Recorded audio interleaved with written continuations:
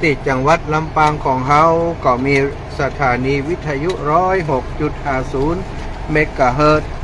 วัดบุญญาวาสวิหารเป็นสถานีวิทยุเพื่อการศึกษาวิทยาลัยสงฆ์นครลำปางออกอากาศให้ศรัทธาอีป่ออีแม่ตังลำปางได้ติดตามรับฟังวันนี้อาตมาภาพพระมหาสมชาติชาตปัญโยซึ่งขณะนี้ได้จัดรายการเป็นไลฟ์สดเอาเนื่องศรัทธาอีป่ออีแม่ตั้งหลายเนื่องจากว่าไปปฏิบัติภารกิจตั้งนอกมาเกี่ยวกับเรื่องเตียนเรื่องการรอเตียนไปประสานงานไปฮับเอาปัจจัยตลอดถึงรายชื่อที่ศรัทธาญาติโยมอีป่ออีแม่ตั้งหลายที่เป็นร่วมบุญกันมานอกจากต่างภายนอกเอามาเพื่อจะเอามารวบรวมและนำไปเขียน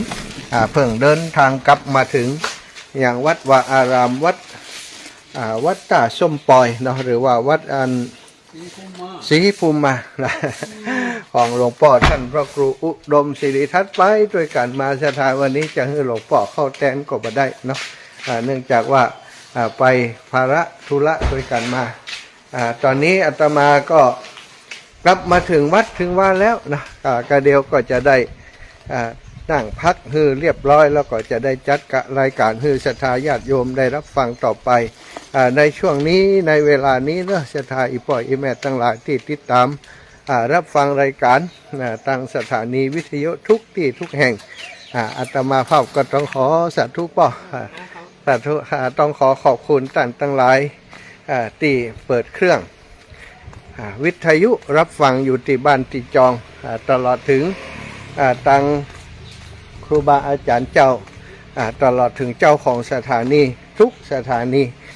ที่เปิดสถานีส่งสัญญาณไปให้ศรัทธาอีป่อยอีแม่ทั้งหลายได้ติดตามรับฟังรายการธรรมะเนาะจากตังคลื่นสีขาวของเราอยู่ในขณะนี้ต้องขอขอบคุณทุกสถานีที่ร่วมโดยช่วยกันในการทำหน้าที่ทำงานเผยแผ่พระพุทธศาสนาด้วยกันอาตมาภาพเองนั้นก็พยายามจะรักษาหน้าที่เนาะในการจัดรายการนี้มาได้ให้ขาดตกบกพร่องก็พยายามถ้าบัดติดธุระภาระธุระยังก็จะพยายามเข้ารายการให้ได้ทุกวันศรัทธาญาติโยมวันนี้ก็ถึงจะไปทำภาระธุระมาเนาะก็พยายามจะเข้ารายการให้ตันตอนนี้กลับมาถึงละ คนที่ดูจากตังไลฟ์สดเพิ่นก็จะหันภาพอยู่ว่าอาตมากำลังเดินทางเนาะเดินทางมาถึงคนที่ดูฟังจากตังวิทยุก็อาจจะแปลกใจว่าโอ้จะได้วันนี้ท่านอาจารย์สมชาติเดินไปโดยอิดไปโดย เสียงก็กุ๊กกักไอ้อย่างจ้านะเนาะก็ขอให้ได้รับทราบว่าคณะที่กำลังเดินทางก็พยายามจะสื่อสารพยายามจะติดต่อมาเพื่อให้ศรัทธาญาติโยมอีป่อยอีแม่ทั้งหลายได้ฮู้ได้ทราบว่าโอ้อาตมาภาพยังเข้ารายการอยู่เนอะบ่ได้หนีไปที่ไหนแต่ว่าเสียงสัญญาณอย่างก็อาจจะบ่สะดวกเหมือนกุดเตือเนาะเสียงกุดเตือนี้หมายความว่าเขาออกอากาศผ่านตังลิงก์สัญญาณของสถานีมันจะชัดเจนกว่าเนาะศรัทธาญาติโยมทั้งหลายแต่ว่าตังช่องทางนี้ช่องทางการไลฟ์สดนี้ก็ใจเวลาแก้คัดได้อยู่เหมือนกันเวลาช่วงที่เฮาเดินทางก็อย่างการนี้ก็ใจไลฟ์สดทดแทนไปก่อนได้เนาะช่วงนี้อาตมาขออนุญาตพักกิจกรรมตะกี้เดินมันเหนื่อยแล้วก็เสียงมันจะกุกกักเนาะศรัทธาญาติโยมก็ฟังเพลงธรรมะไปสักเพลงก่อนก็แล้วกันนะ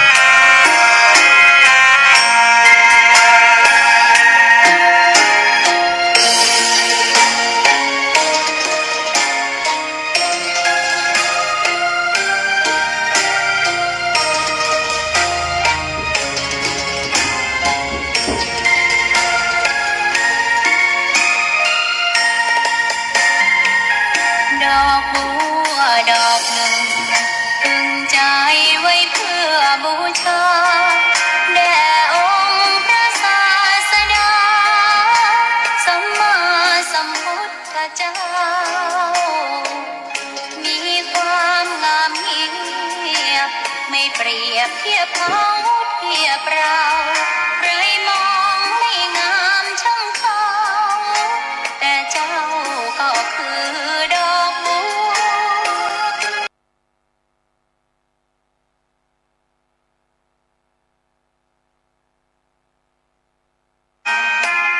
ใครรักไม่รักก็ไม่จมปลักมองมัวเมื่อโผล่พ้นน้ำก็เห็นความงามไม่ยึดติดในตมชั่วขอเป็นดอกบัวดอกเดียวใครไม่มองว่าบัวงามเด่นแต่บัวก็เป็นดอกบัวทุกวันอย่างนี้ไม่อยากเด่นดังแต่มุ่งหวังในทางเด่นดีเกิดมาเพื่อสร้างบารมีถวายชีพนี้บูชาดอกบัวดอกน้อยเฝ้าคอยคนที่ใจบุญมาออกเอื้อเกื้อกูลรู้ค่าของบุญเก็บบัวขึ้นมาเพื่อสร้างความดีและสร้างบารมีดังว่าใช้ดอกบัวนี้บูชาพระสัมมาสัมพุทธองค์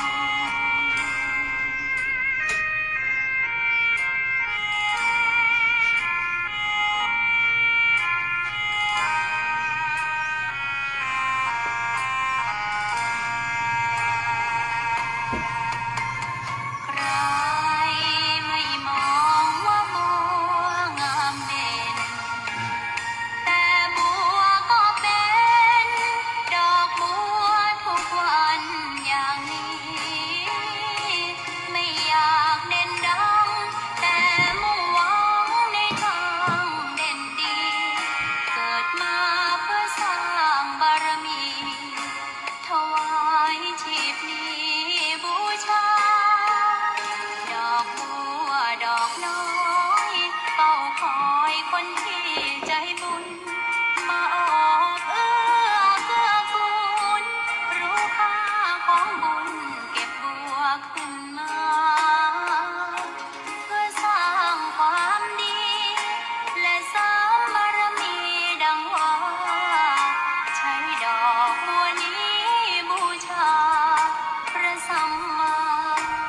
สัมพุทธองค์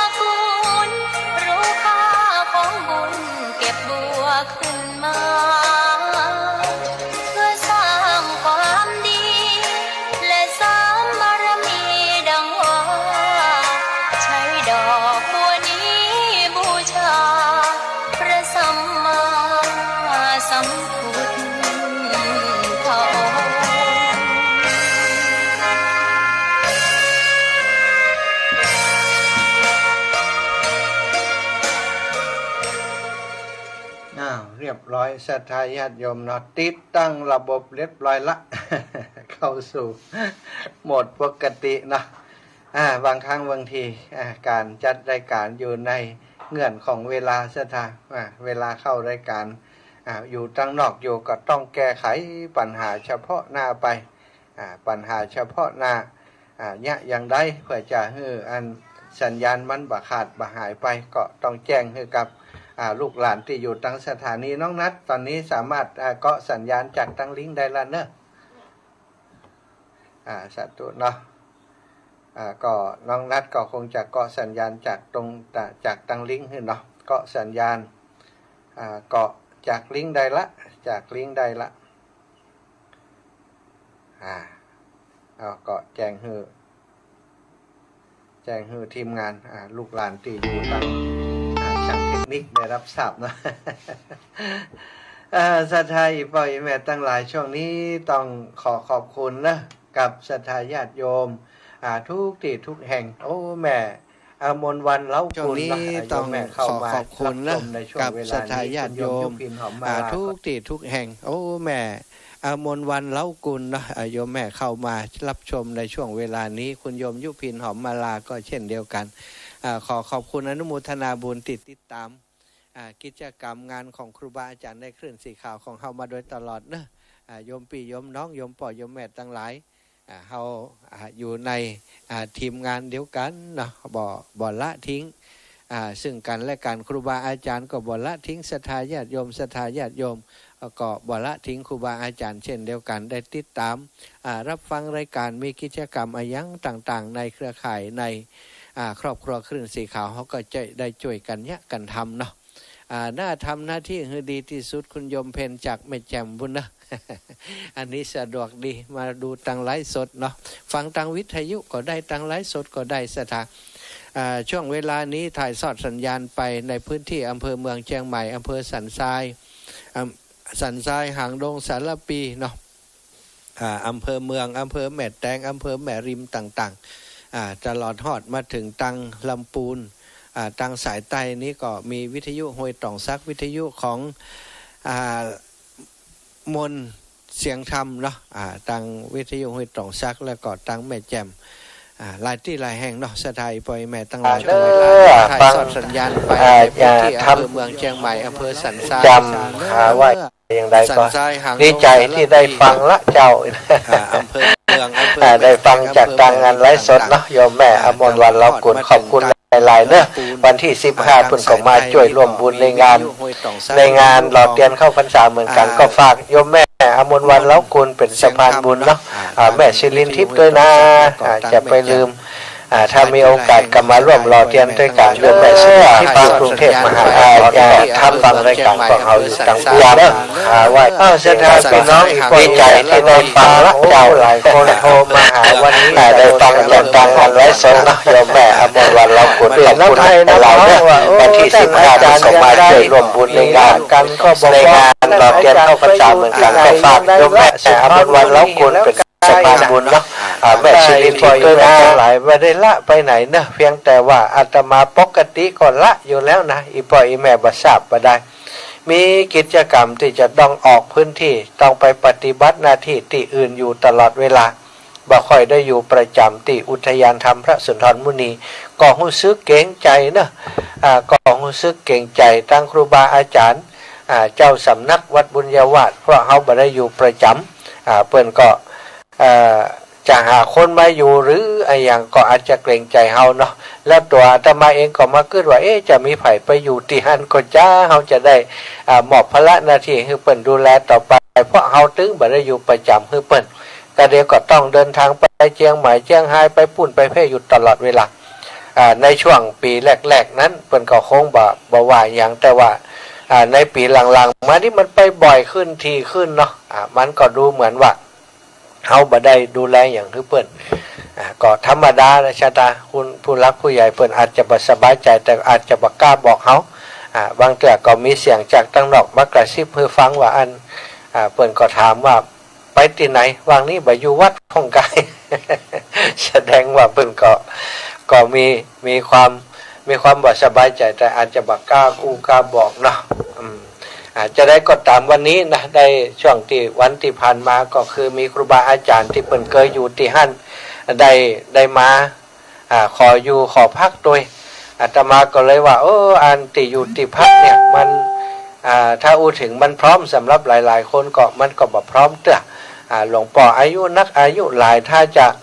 ไปอยู่ในกุฏิที่บ่พร้อมก็อินดูเพื่อน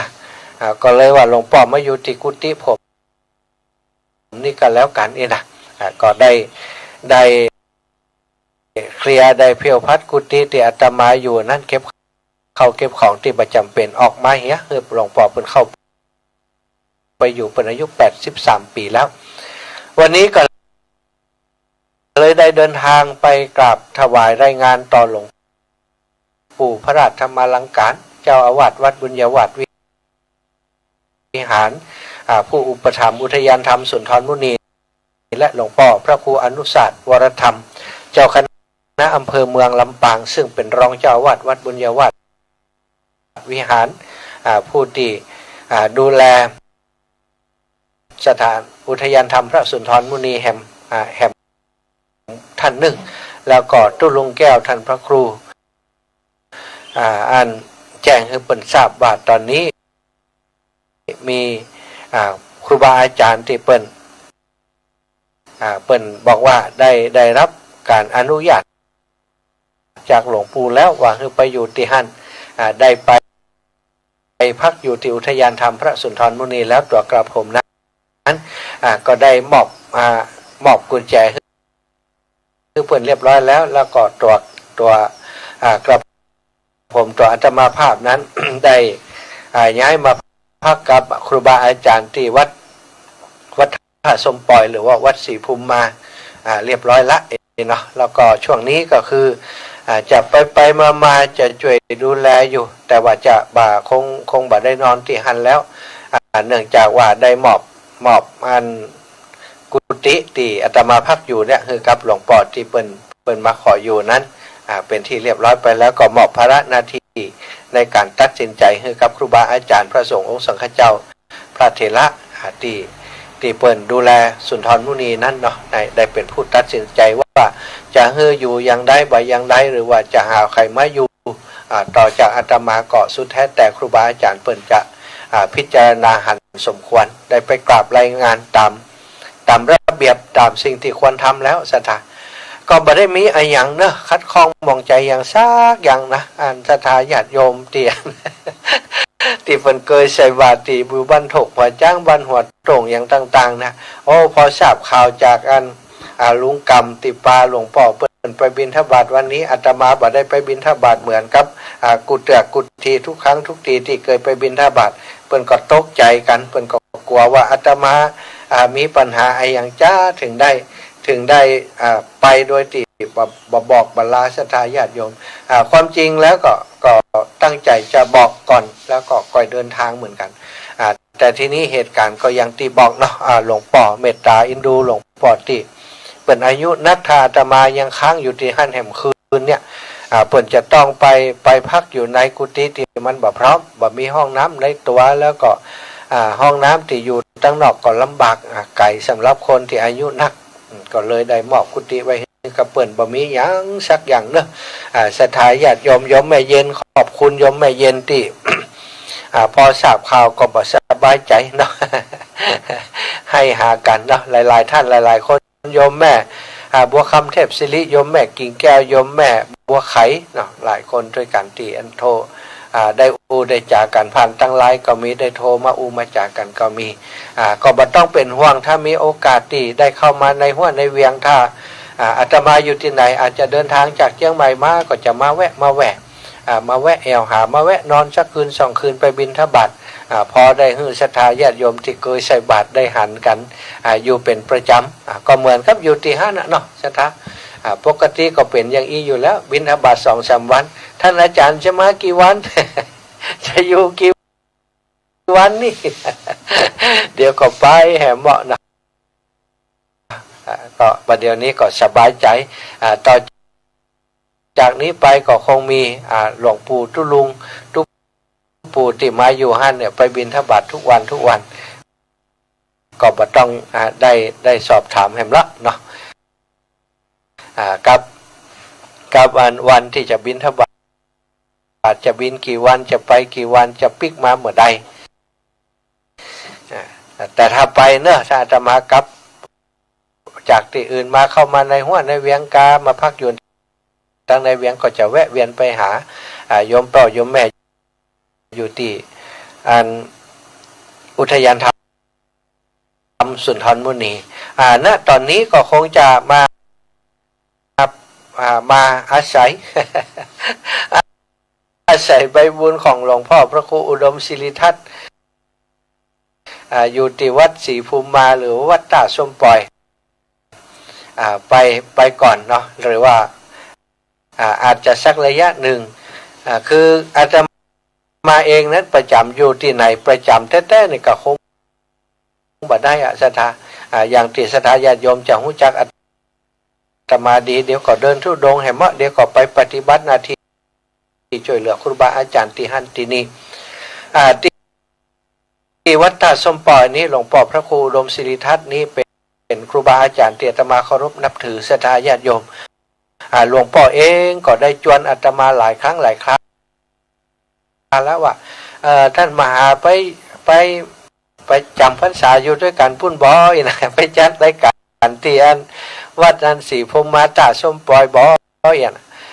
อาตมาก็บอกว่าหลวงพ่อตอนนี้ยังบ่สามารถจะละทิ้งสุนทรมุนีเตื้อเอ็นดูหลวงปู่กว่าเปิ่นจะเสาะหาคนมาอยู่ลำบากนะตอนนี้ก็มันเหมือนกับเทวดาเปิ่นหู้ใจเปิ่นเข้าใจเนาะเปิ่นเข้าใจเปิ่นไม่อยากให้เกิดปัญหาเปิ่นก็ส่งครูบาอาจารย์หลวงปู่ที่ปรารถนาจะได้ความวิเวกความสงบมาอยู่ที่หั่นเปิ่นก็มาเป็นที่เรียบร้อยก็ดีใจเนอะก็ขอแจ้งให้ศรัทธาญาติโยมทั้งหลายว่าถึงอาตมาจะบ่ได้อยู่ที่อุทยานธรรมพระสุนทรมุนีอยู่หั่นแล้วแต่ก็ถือว่ายังช่วยเหลืองานของครูบาอาจารย์ของหลวงปู่ครูบาอาจารย์ที่อาตมาเคารพนับถือหลวงปู่พระราชธรรมอลังการที่ปรึกษาเจ้าคณะภาค6ที่ผู้อุปถัมภ์สุนทรอุทยานธรรมสุนทรมุนีและวิทยาลัยสงฆ์นครลำปางอยู่เหมือนเดิมก็พื้นที่ทำงานก็จะมีตึงที่จังหวัดลำปางแล้วก็จังหวัดเชียงใหม่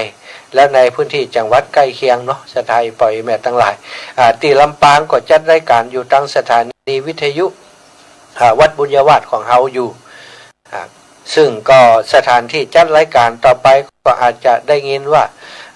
พระมหาสมชาติชาตปัญโยวัดศรีภูมิมาบรรทะส้มปล่อยตำบลทุ่งฝายอำเภอเมืองจังหวัดลำปางบ่อยขึ้นก็คงจะแวะเวียนมาหาหลวงปู่หลวงพ่อท่านพระครูอุดมศิริทัศน์บ่อยอยู่เพราะต้องเดินทางมางานในเวียงเนาะตลอดถึงมาหาศรัทธาญาติโยมบางทีก็ไปเชียงใหม่กลับมาอาจจะค่ำจะมืดก็มาแวะที่วัดศรีภูมิมาตาส้มปล่อยนี่ก็บ่ป้อไก่เท่าใดจากในเมืองก็สะดวกสบายอยู่ศรัทธาก็บ่ต้องเป็นห่วงเนอะคนที่เป็นห่วงเป็นย้ายว่าบัลลังก์ท่านอาจารย์สมชาตินี้ปัญหาอย่างกาบ่สบายใจอย่างกาบ่มีอย่างเนาะบ่มีอย่างที่เป็นความบ่สบายใจเรื่องสถานที่อยู่ที่กินที่พักสักอย่างสักประการมีความโล่งใจมีความสบายใจได้ปลดภาระที่รู้สึกว่าเป็นห่วงแล้วก็ตัวเก่าเฮาเนี้ยปฏิบัติหน้าที่ในเรื่องของการดูแลสถานธรรมอุทยานธรรมพระสุนทรมุนีที่ผ่านมาก็บ่ดีเท่าที่ควรคือบ่ได้อยู่เป็นประจำถามว่าพัฒนาอย่างก็เพี้ยวพัดกวาดอย่างตามที่เวลาที่เฮาอยู่แล้วก็มีญาติโยมเปิ่นช่วยดูแลเปิ่นมาตัดหญ้าตัดกงยังคือตลอดเวลาอยู่แล้วแต่มันก็ยังบ่เต็มที่อยู่ดีเนาะถ้าอยู่ก็ควรจะอยู่ประจำเพราะบางครั้งบางทีศรัทธาญาติโยมก็ดีคนทั้งหลายเปิ่นมาแวะมาเอวหามาทำบุญเปิ่นก็จะได้พบปะพระสงฆ์ที่อยู่หั่นอาตมานี้มันบ่แน่นอนบ่อยู่เป็นประจำก็ทำให้สถานที่แห่งนั้นบางครั้งบางทีถ้าหายไปสักเดือน2 เดือนมันก็มองสถานว่าเดี๋ยวต่อไปนี้คง บ่หมองละเนาะมีหลวงปู่ที่อายุนัก83ก่อนเพิ่นมาประจำอยู่ฮั่นแต่เพิ่นแข็งแรงอยู่เนอะตาโอ้หน้าตานี่ยังสดชื่นเนาะคนปฏิบัติธรรมดูแล้วก็เป็นพระสงฆ์ที่เคร่งครัดในระเบียบวินัยแล้วก็มีความตั้งใจอยากจะปลีกวิเวกมาอยู่ตรงนั้นเลยสำหรับวันนี้นะได้ไปที่อันบ้านของโยมแม่บัวขีทะโปนะบัวบ้านจูดซึ่งโยมแม่เปิ้นได้ทำบุญวันเกิดแล้วก็ได้นำปัจจัยที่ศรัทธาญาติโยมเอามาฝากที่โยมแม่ฮั่นนะเอามาถวายเพื่อจะไปร่วมบุญที่การหลอดเตียนที่บ้านทุ่งโป่งในวันที่15กรกฎาคมนะวันนี้ก็ได้รับเมตตาจากหลวงพ่อท่านพระครูอุดมศิริทัศน์ได้เมตตาคือคนขับรถไปส่งตลอดถึงหลวงพ่อก็ไปด้วยกันนะไปฉันที่บรรโยมเนาะบรรโยมเตียนบรรจุดบรรโยมแม่บัวขีทะโปซึ่งที่ไปที่บรรจุดวันนี้เปิ่นก็ได้ฝากเนาะตอนปัจจัยเปิ่นก็เอาปัจจัยมารวบรวมกันแล้วก็ฝากมาอาตมาก็ได้รวบรวมมาเพื่อจะเอาไปร่วมในการหล่อเทียนเข้าพรรษาเนอะขอประกาศชื่อคือเปิ่นกำเนาะบ้านม้าก็คามีป่อคำแม่จันกาตุ้ยนะพร้อมลูกหลานร่วมบุญมาจำนวน100 บาทแม่นางเอ้ยคำใสร่วมบุญหล่อเทียนพรรษามาเท่าใดบ่ฮู้อยู่ในช่องแล้วก็บ้านกาดใต้นี่ป่อสงัดแม่จันพันนาพร้อมลูกหลานร่วมบุญมา190 บาทแล้วก็โยมแม่แก้วสิงแก้วได้ถวายเป็นกาน้ำกาไฟสถานีมาแหม1 ซองแล้วก็แม่ติ๊บกาพงบ้านแรงศรีปรีดาอันนี้มาแต่เจ้าเลยแม่ติ๊บกาพงเนี่ยมหาตมาติวัดศรีภูมิมาโอ้ดีใจท่านอาจารย์มาอยู่วัดศรีภูมิมาใกล้บ้านอีแม่นี่ล่ะ เอาปัจจัยมาถวายร่วมบุญไปที่หล่อเตียนเนาะแม่ติ๊บกาพงบ้านแรงศรีปรีดานะแล้วก็แม่เพนกาพังอันนี้ร่วมบุญหล่อเตียนเข้าพรรษาที่วัดทุ่งโป่งอำเภอเมืองปานจังหวัดลำปางเป็นแม่ไหลพรมสายอันนี้ก็บ้านแรงนะบ้านแรงเหมือนกันบ้านแรงร่วมบุญหล่อเตียนแล้วก็แม่แก้วมูลปัญญาเครือบ้านแรงศรีปรีดาร่วมบุญกับน้ำกับไฟถวายหลวงปู่ดอยพระครูปฏิภาณธรรมทินแล้วก็โยมนายสวัยจุมปูเนาะนายสวัยจุมปูนี่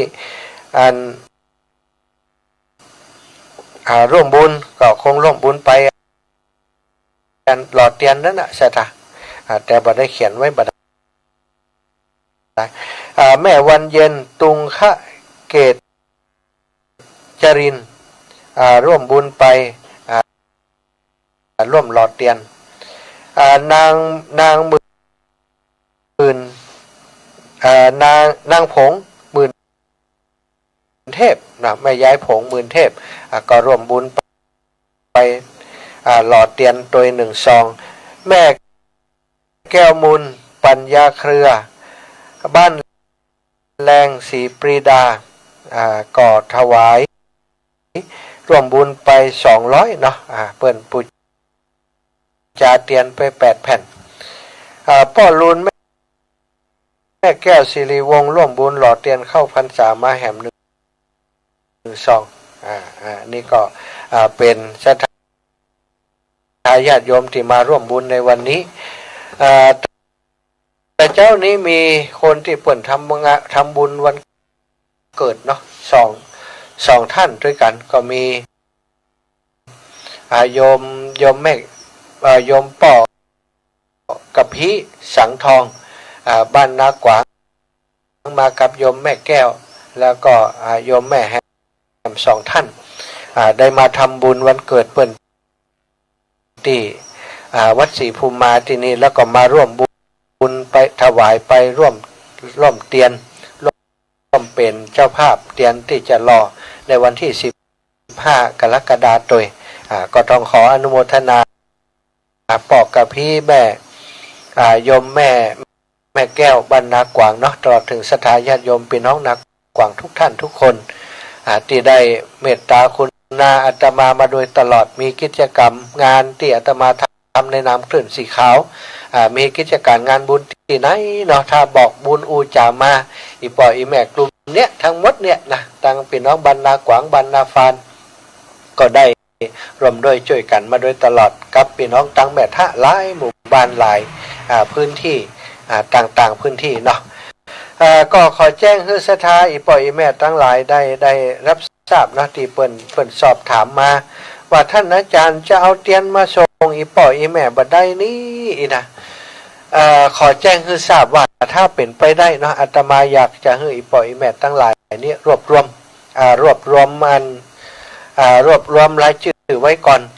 แล้วก็ถ้าเกิดว่าอาตมามีโอกาสไปก็จะเอาเตียนไปไปเขียนที่พุ่นแล้วก็เก็บมาเลยแต่ถ้าบัดได้ไปนั้นก็จะให้ปล่อยแม่ส่งรายชื่อมาก็จะเขียนตีเอาไปให้ละอ่อนเขาเขียนตีวัดทุ่งโป่งอาตมาก็จะเดินทางไปวัดทุ่งโป่งวันนี้นะศรัทธาญาติโยมจัดรายการในชั่วโมงนี้เสร็จแล้วก็จะเดินทางจะมีคนมารับที่นี่ก็จะเดินทางไปเตรียมตัวที่ปุ่นที่จะไปอยู่ที่ปุ่นก็เนื่องจากว่าจะต้องเอารายชื่อเนาะศรัทธาญาติโยมได้ส่งไลน์มาก็จะเอารายชื่อไปปิ้นออกมาแล้วให้ละอ่อนเขาช่วยเขียนเตียนไว้เลยเขียนแล้วก็แพ็คเป็นกล่องเป็นถุงไว้เพื่อจะให้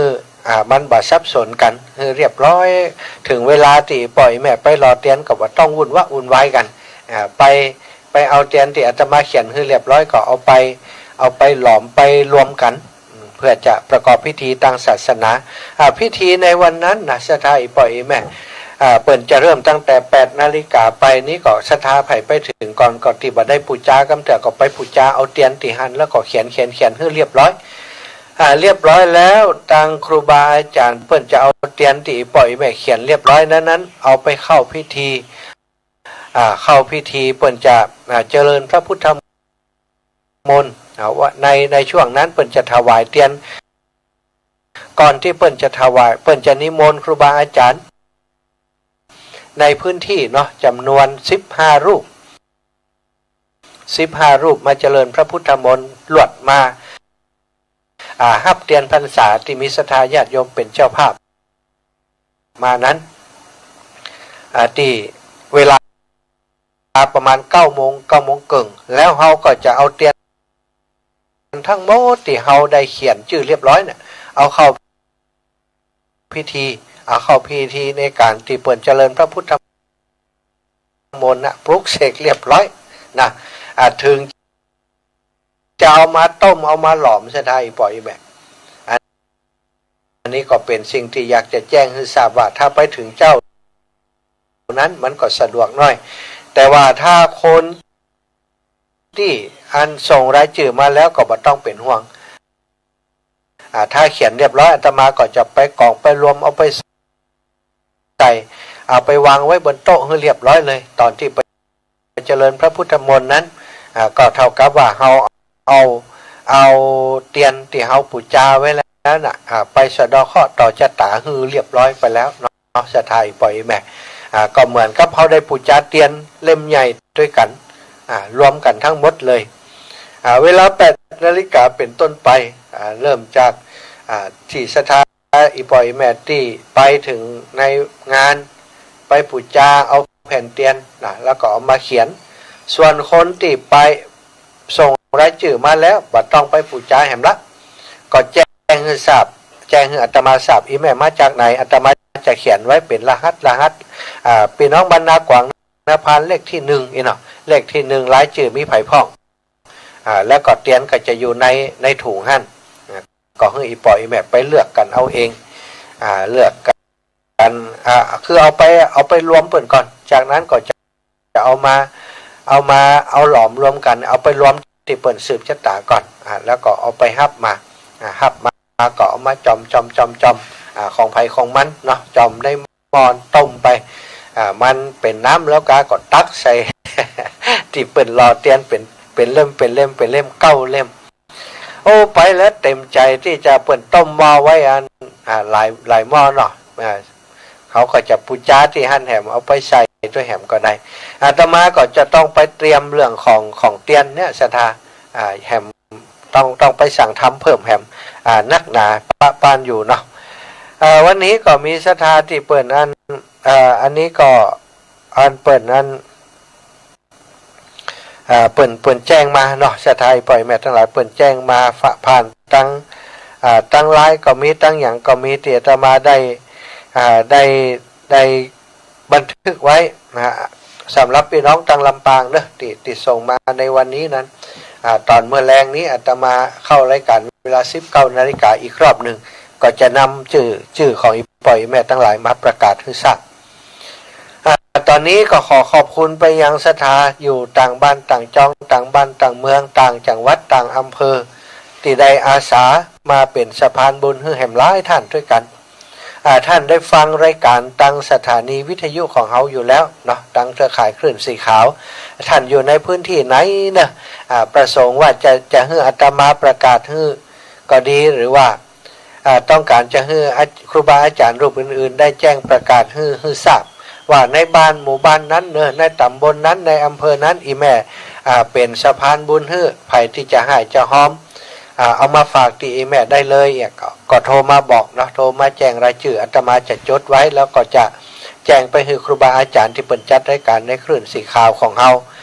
ได้รับทราบและประกาศให้ศรัทธาต่างๆในพื้นที่ของท่านได้รู้ว่าที่ไหนพ่องที่มีสะพานบุญคนที่ทำหน้าที่จดชื่อเสียงเรียงนามตลอดถึงปัจจัยจากอีปล่อยอีแม่แล้วก็โอนมาเข้าบัญชีของการรอเตียนในครั้งนี้คนหมู่เฮาทั้งหลายจะได้ร่วมบุญกันสะดวกสบายขึ้นถ้าลำพังบางครั้งบางคนเปิ่นอยากจะหอมเนี่ยแต่เปิ่นบอกว่าจะหอมอย่างใดจะส่งไปไล่เจือไปฮือไผ่จ้าจะฮือไผ่โอนฮือใจมันก็เป็นปัญหากับเปิ่นอยู่ถ้าเฮามาแก้ปัญหาฮือเปิ่นตรงนี้ได้สะทายปล่อยแม่ทั้งหลายสะพานบุญที่เฮาทำนั้นจะเกิดบุญเกิดกุศลกับ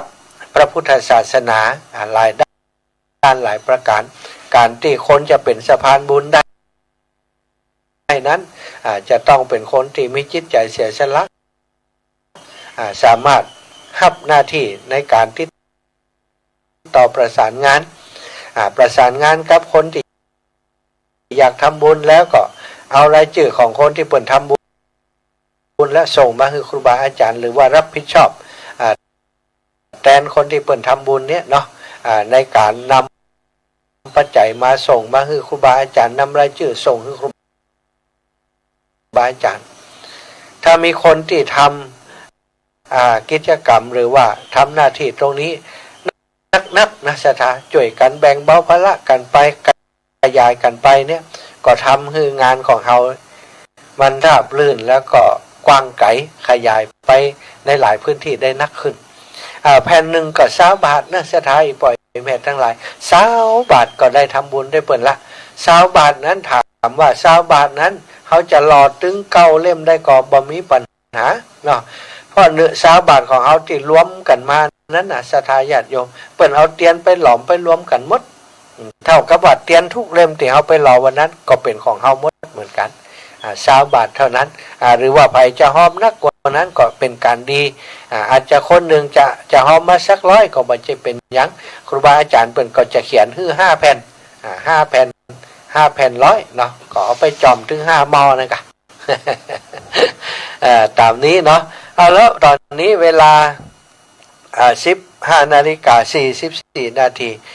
อาตมาก็อยากจะแบ่งปันเวลาให้กับศรัทธาปล่อยแม่ที่อยู่ตั้งจังหวัดเนอะหรือว่าที่ลำปางเขาก็ได้ใครจะโทรมามามาแจ้งเพิ่มเติมว่าจะเป็นสะพานบุญช่วยกันก็แจ้งมาได้เนอะแจ้งมาได้เลยตั้งลำปางตลอดถึงตั้งเชียงใหม่ลำปูนเชียงไฮ้เนาะที่ฟังรายการตั้งเมืองฝางก็ดีตะกี้มีคุณโยมจากตั้งเมืองฝางขออนุญาตนามคุณโยมกนกพิษได้แจ้งมาว่าในวัน ในวันถวายเตียนจำนำพรรษานั้นคุณโยมเพิ่นจะร่วมบุญเป็นเจ้าภาพช่วยโรงเรียนจำนวนหนึ่งเนาะแล้วก็ช่วยตังวิทยุวิทยาลัยสงฆ์นครลำปางแห่มส่วนหนึ่งก็เปิดระบุตัวเลขมาเหมือนกันแต่ก็ขออนุญาตบ่ประกาศตรงนี้เนาะเพราะบางทีบางครั้งบางคนก็อาจจะเข้าใจไปในทางอื่นว่าโอ้จังได้เปิดถึงหอมนักหอมหนาอย่างอันนี่นะบางคนเปิดมีเจตนาที่อยากหอมตามกำลังของเปิ้นเนาะเขาก็เป็น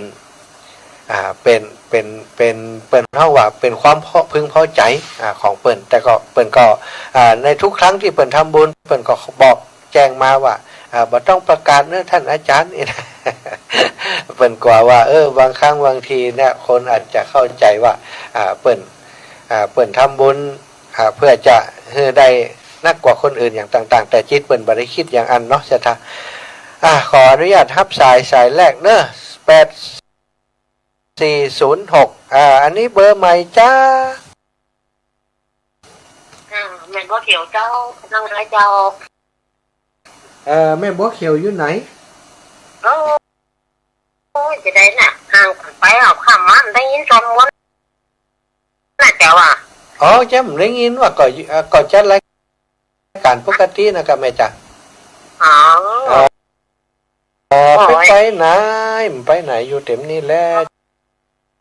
จัดรายการไปหาแล้วคือพบกับพบนอกฮะ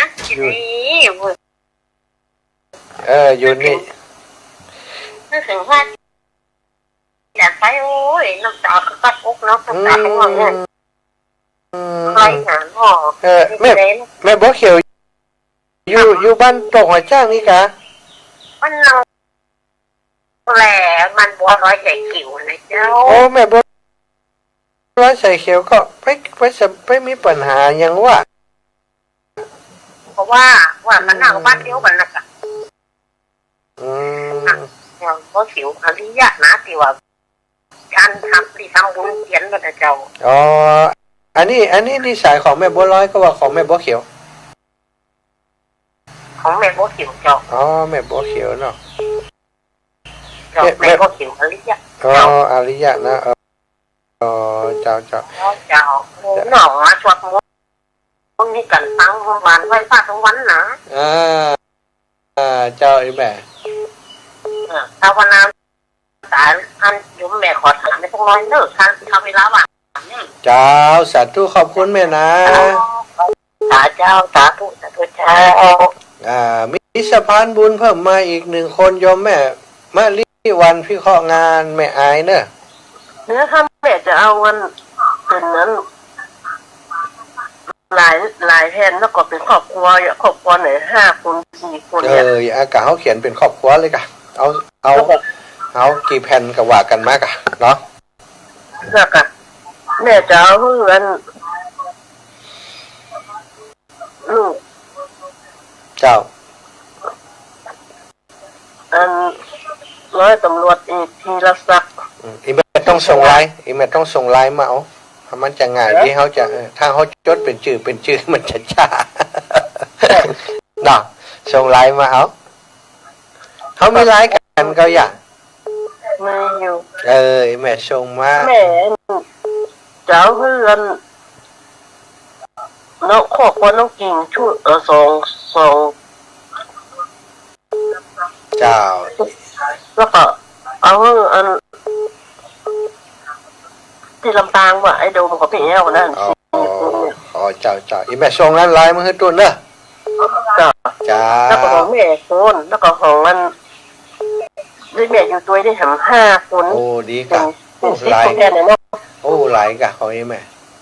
แล้วก็เป็นสตางค์นั่นถ้าบอกโอนถ้าวันที่15เนี่ยถ้าแม่ไปปะ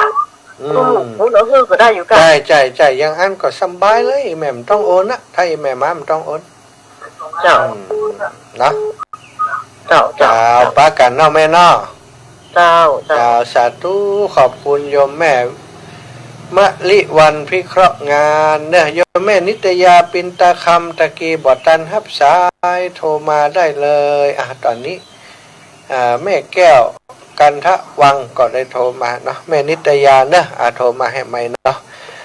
ตั้งเมืองฝางนี่ก็มาหลายเนาะดังสายงานของโยมแม่จงดีเชื้อกันทาอีแม่ก็ได้ส่งรายชื่อมาเฮืออาตมาบัดเดียวนี้กับสายงานของอีแม่เกือบหมื่นแล้วก็ใช่ไหมแม่จงดีเชื้อกันทานะทุกวันเสาร์เป็นไปปฏิบัติธรรมที่วัดพระบาทอุดมน้ำบ่อสวาบางคนหอมไปแล้วเนี่ยหอมแหมหอมทุกวันเสาร์เจริญปอนโยมแม่นิตยาปินตาค่ำแม่ถึงบัดยอมเนอะยอมอย่างติดนี่อย่างกันกะบากาวบาสังบาหลานั่นกะอธิบายให้ฟังแล้วโลเหตุผลมันคืออะไรแล้วก็ไปบอกบากาวไปด่วนเหียไปด่วนเหียนะกะเปิ่นมาอยู่ด่วนก็จะเป็นไปด่วนโอ้จะอยู่กับหลวงปู่นั่นสัก2-3 คืนก่อนก็ก่อยอุ้ยศรัทธาละศรัทธาอย่างก่อนก็แบบเนี่ยอีแบบมันมีตีพักให้เปิ่นน่ะแล้วเปิ่นมากัน2-3 ตนนะมันมีตีพักให้เปิ่นก็จะเป็นยังอีก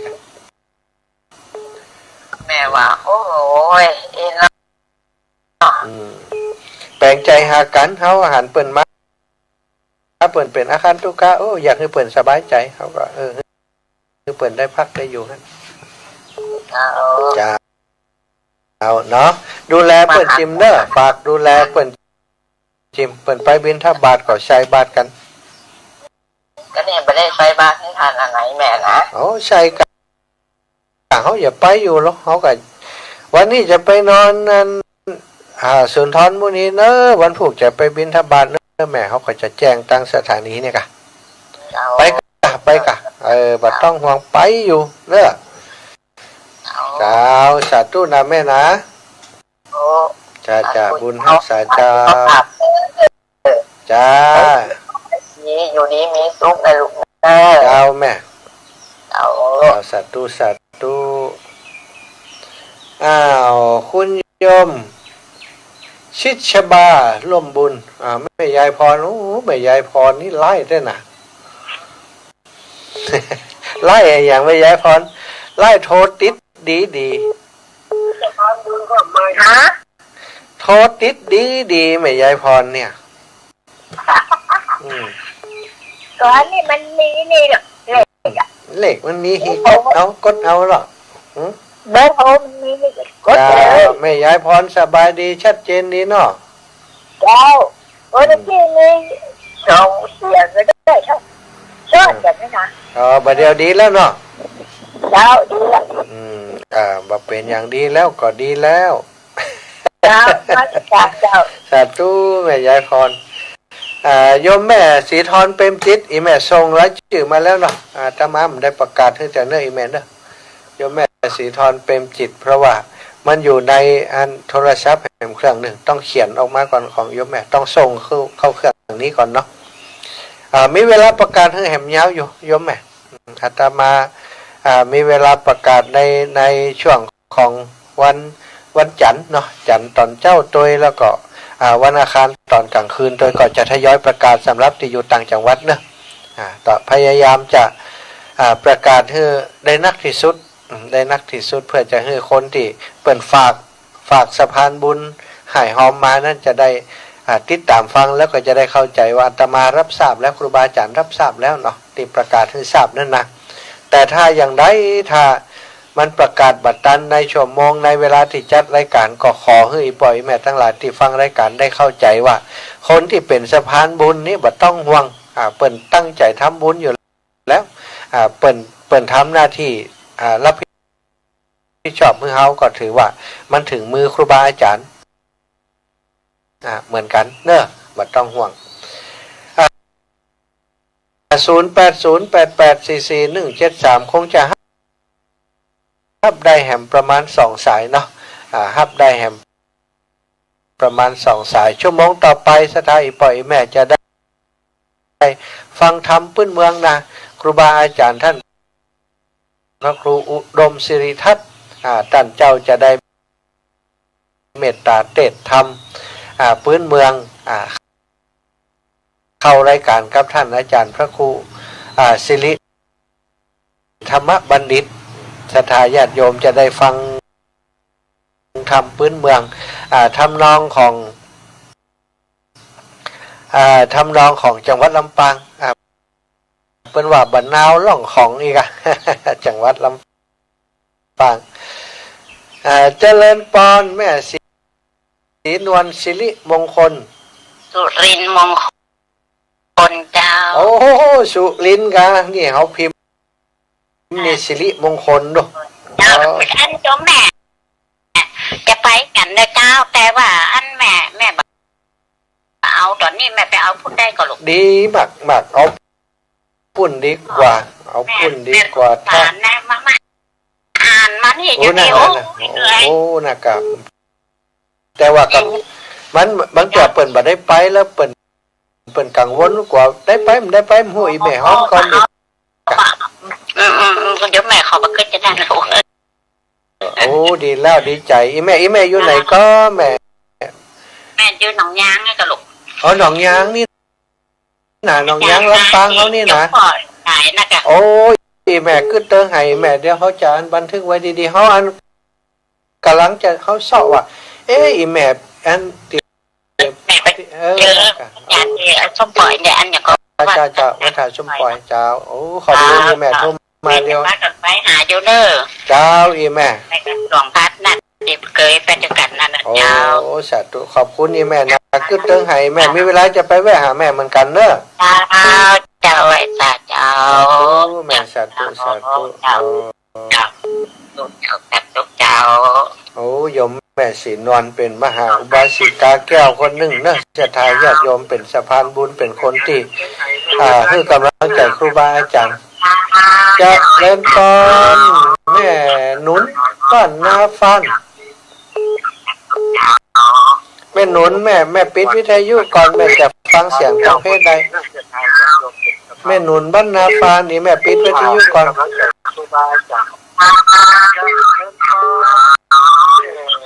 อาใจเจ้าด่านโอ้นะ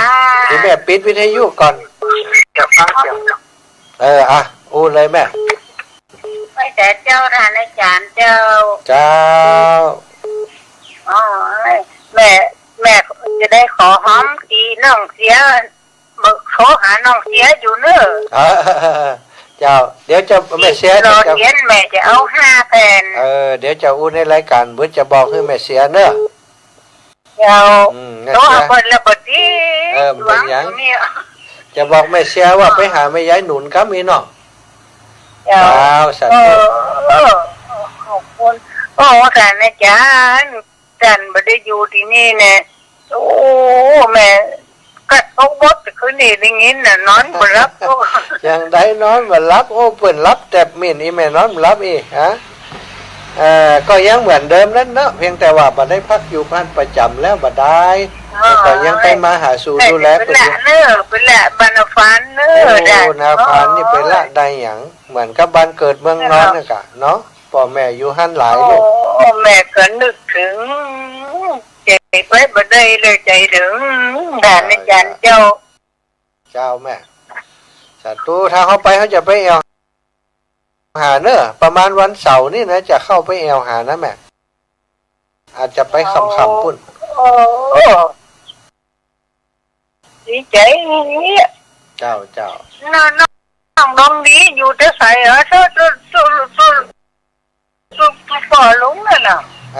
ละออนโมนั่นอยู่น่ะอยู่ใต้ปอลุงงานอย่างก็ปีนันชานนะปีนันชานชัยนะก็อย่างนั้นดูแลเขาอยู่จะซื้ออาหารซื้อมาอย่างมาฝากเขาอยู่ตลอดไหมเจ้าดูน้องมาน้องมาโอ้ก็มาหาเขาน่ะใจอ่อนบุตรหลานนึกว่านี่กันไก่ละก้าอีหล่ะวันนี้ไปไหนเนอะ เจ้าเพียงแต่ว่าได้ประจำอยู่ที่ห้านมาได้จะเคยมาหาดูอยู่จ้าแม่ขอบคุณอีแม่นะเวลาหมดเวลาแล้วเนอะไม่ยานุนเจ้าสาธุขอบคุณกันเนอะ สาธุ เป็นหลวงพ่อหลวงเจ๊แม่ออกเบิ่งเมื่อรันเนอะ สาธุแม่ขอบคุณอีแม่ขอเป็นสายสุดท้ายอาจารย์กฤษท่านอาจารย์ไหว้สาหลวงตาโอ้แถวเลยจะหมดแล้ว7 นาที38 นาที4 นาทีจะหมดแล้วหลวงตาครับประมาณ5 นาทีมั้งเต็มที่สาธุครับหลวงตาอยู่ดีมีสุขหลวงตาเนอะครับถวายความเคารพครับศรัทธาญาติโยมเนอะเวลาหมดเวลาอาตมาภาพขอคืนเวลาให้กับทางรายการขออำนวยพรให้ศรัทธาปล่อยแม่ทุกท่านทุกคนอยู่ดีมีสุขมั่งมูลตุน